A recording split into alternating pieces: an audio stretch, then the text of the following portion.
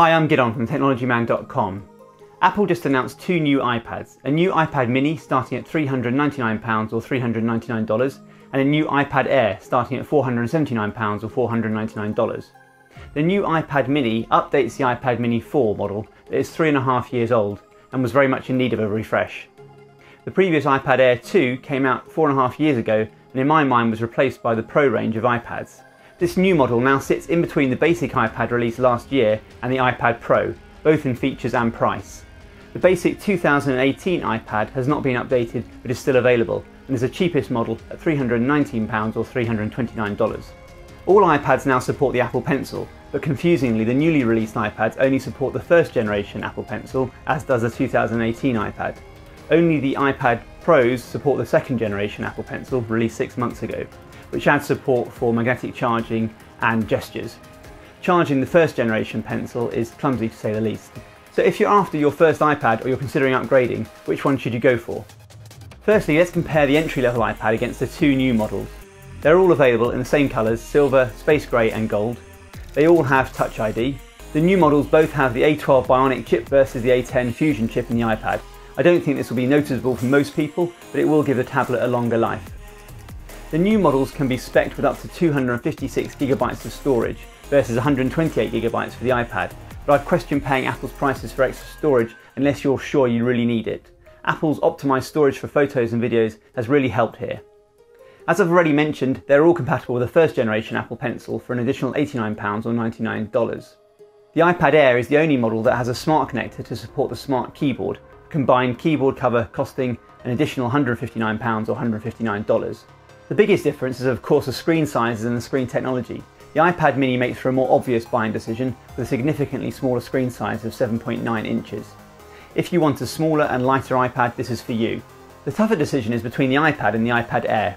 The new iPad Air has a slightly larger 10.5 inch screen, but possibly more importantly, it has a fully laminated display like the iPad Pros, and in fact its predecessor, the iPad Air 2, which was the first iPad to have a fully laminated display all the way back in 2014.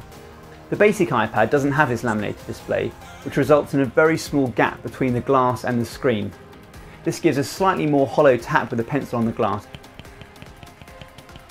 And if you look really closely, a minute gap between the tip of the pencil and what's being drawn. I've never found it an issue and the experience of using the Apple Pencil is still excellent with my basic iPad. Still, it's nice that this feature is now available without having to pay well over double the price of the iPad for the Pro model.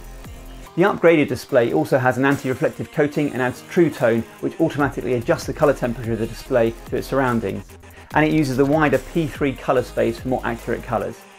The iPad mini, apart from being smaller, shares all these display upgrades. The back camera on all three models is the same 8MP f2.4 with all the same features, but the front camera has been upgraded from the iPad's rather meagre 1.2MP camera with only 720p video resolution to a half-decent 7MP affair with Full HD 1080p support. Comparing the new iPads to the 11-inch and 12.9-inch iPad Pros, these models have the even faster A12X Bionic chip, Face ID, better 4-speaker audio, can be spec'd up to 1TB and support the second generation Apple Pencils. They also support the new magnetic smart keyboard folio case and use a USB-C charge cable, not the lightning cable of the less expensive models. They're also missing any 3.5mm headphone jack that the other models still include, so you might need to invest in some Bluetooth headphones if you haven't already. They have the Liquid Retina display, which does look great, and also have ProMotion technology with its higher 128Hz refresh rate that makes everything even smoother and more responsive. But these extra features come with a huge price bump. The iPad Pro starts at £769 or $799. That's £290 or $300 more than the iPad Air, and a staggering £450 or $470 more than the basic iPad. I would have loved the iPad Air to have Face ID and support for the second generation Apple Pencil, but as it is, I do think it's a good fit in the iPad range. Whether it's worth £160 or $160 more than the basic iPad is a tough one. Unless you had them side by side, I really doubt you'd notice the two main differences, the faster processor and the laminated screen. I won't be upgrading my iPad just yet, and I imagine most people buying an iPad will be more than happy with the base model. But if you have some extra funds available, I'd probably recommend the iPad Air.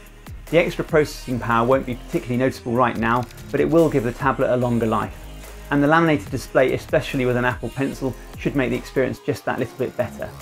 Regarding the Pro models, until Apple can somehow converge iOS and macOS, thus enabling desktop apps, I couldn't use it as a true laptop replacement as Apple advertised, and I personally couldn't justify the price. But if you're an artist or an illustrator, I'm sure it's much easier to justify the extra cost.